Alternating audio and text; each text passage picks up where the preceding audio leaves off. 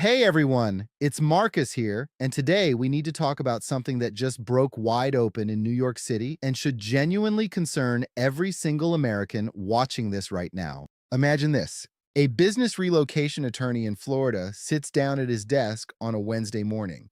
By 7:30 a.m., his phone starts ringing, and it doesn't stop. Not for an hour, not for a day. 5 to 10 times his normal call volume. Every single caller asking the same question. How fast can we get out of New York? One attorney. One morning, 9 companies targeting Palm Beach County, 3 more looking at Port St. Lucie, and that was just day one. Within 72 hours, reporters dug through Florida's corporate filings and found something that should send a chill down the spine of every New Yorker. At least 27 New York companies had filed paperwork to expand operations in Florida. 9 more filed to relocate entirely. That's 36 companies making legal moves to exit the largest city in America in a matter of days, not months, days. But here's the part nobody is connecting yet. What triggered all of this wasn't a recession. It wasn't a pandemic. It wasn't a natural disaster. It was an election. I'm talking about Zohran Mamdani. I'm talking about the 34-year-old Democratic socialist who became mayor of New York City on January 1st, 2026. And what happened after he took office has set off a chain reaction that is still accelerating right now. So hit subscribe because this story goes deep. Let's get into it. Let's set the scene with what Mamdani actually proposed, because the phone calls didn't start over vibes, they started over numbers. During his campaign, Mamdani promised to raise New York's top corporate tax rate from 7.25% to 11.5%. He wanted a new 2% income tax surcharge on anyone earning over $1 million. And when the governor hesitated to back his plan, Mamdani threatened a 9.5% increase in property taxes across the entire city. The first hike in over a decade? Now here's the detail that should genuinely concern you. Under Mamdani's full proposal, New York City's top combined corporate tax rate would rise to 22.48%. Let me put that in perspective. That's nearly double the rate in New Jersey, which is literally a mile across the river. Steve Fulop, the CEO of the Partnership for New York City, which represents over 300 of the city's top corporations, spelled it out plainly. He said people don't have to move to Texas or Florida. They can just move a mile away. A mile. That's the margin the mayor is playing with. But here's what makes this even worse. Mamdani is the first mayor in recent memory who chose not to appoint a deputy mayor for economic development. He just doesn't have one. Instead, he created a brand new position, Deputy Mayor for Economic Justice. Think about that for a second. The leader of the financial capital of the world looked at his priorities and decided that economic growth didn't need a seat at the table. And the business community noticed. They noticed immediately, because this is where the dam broke. Apollo Global Management, nearly $1 trillion in assets, announced it was exploring a second headquarters in Florida or Texas. Most of their future hiring would happen at the new location, not Manhattan. Steve Fulop went on the radio and said in the last week alone, several major companies in the partnership had started going down the same road, exploring options in Florida and Texas. He called them major New York City brands that have been headquartered here for 100 years. The fact is, he said they're leaving. He met with 25 of the city's top corporate CEOs who told him they wanted the partnership to push back harder against Mamdani's tax agenda.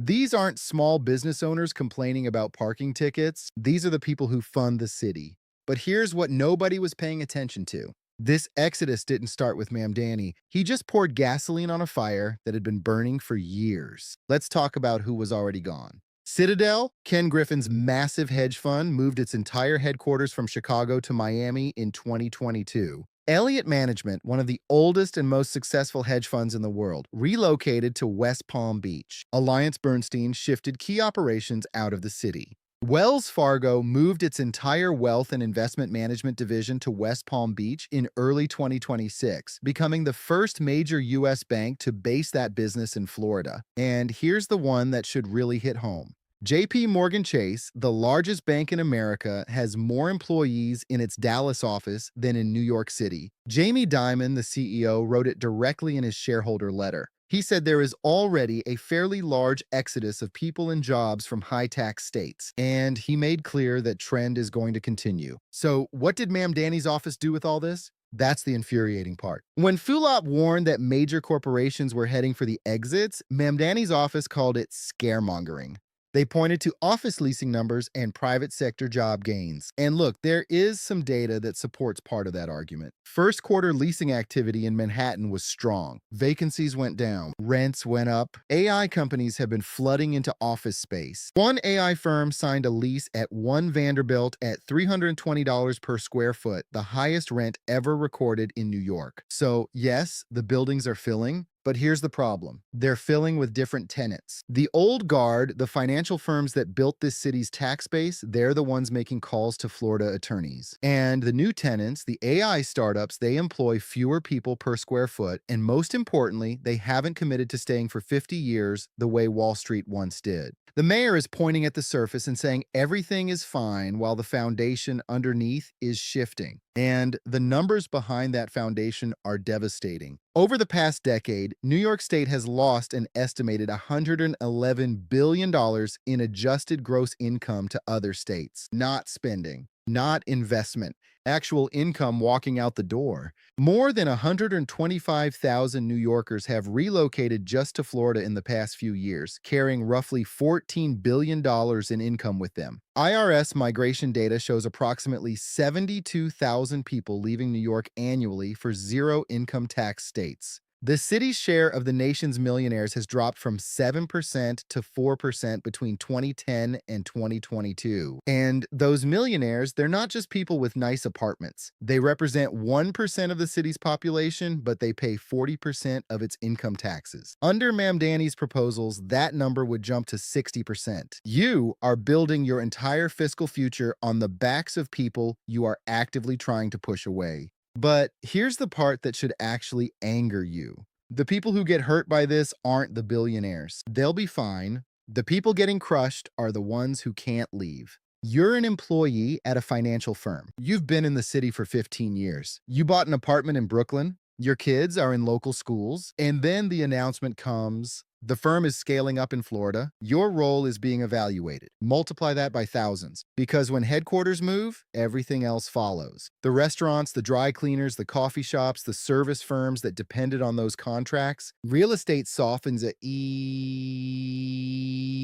property values stagnate, and the people left behind had zero control over any of it. And here's the part of the math that makes this a death spiral. The city currently faces a $5.4 billion budget deficit. Some projections say that could balloon to $12 billion within 2 years. Moody's has already shifted New York City's credit outlook from stable to negative. The first time since the pandemic, they cited structural imbalances and reduced financial flexibility. The city's operating surplus collapsed by 94% in a single year. Revenues are growing at 2%. Expenditures are growing at 4.5%. The math doesn't work. And Mamdani's solution is to raise taxes on whoever's left. Do you see the pattern? The city loses wealthy earners. It responds by raising taxes on the earners who remain. More leave. The base shrinks. It's the same cycle that hollowed out Illinois and Connecticut. And anyone watching from those states can tell you exactly where it leads. Dallas Mayor Eric Johnson saw the whole thing coming.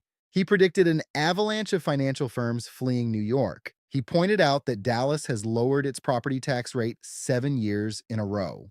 Texas charges zero corporate income tax, zero personal income tax. Florida, same story. A company moving from Manhattan to Miami doesn't save a little. It saves millions every single year. Meanwhile, the Partnership for New York City launched a multi-million-dollar ad campaign urging Governor Hochul to resist Mamdani's tax proposals. The state budget was due April 1st. It's still not done. And here's the tension. Hochul is up for re-election. She's facing pressure from the left to back the tax hikes. But she also knows what happens when the business community loses confidence. And that brings us to the most important number in this entire story. New York already ranks dead last among all 50 states in overall tax competitiveness. Last. And the mayor wants to make it even more expensive. Revised data from the Bureau of Labor Statistics showed New York City actually lost 20,000 jobs in 2025. Not gained, lost. The city comptroller had expected an increase of 40,000. That's a swing of 60,000 from expectations to reality. New York City was the only area in the entire state that posted negative job growth. The city is bleeding jobs while its leader is proposing the highest corporate tax rate in America.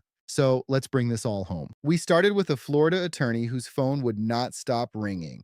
5 to 10 times his normal volume. 36 companies filing legal paperwork to leave New York in a matter of days. And that was before Mamdani even took the oath of office. Since then, a $900 billion asset manager started planning its exit. The CEO of the nation's largest bank warned of a large-scale exodus in his shareholder letter. The Partnership for New York City said 100-year-old brands are heading for the door.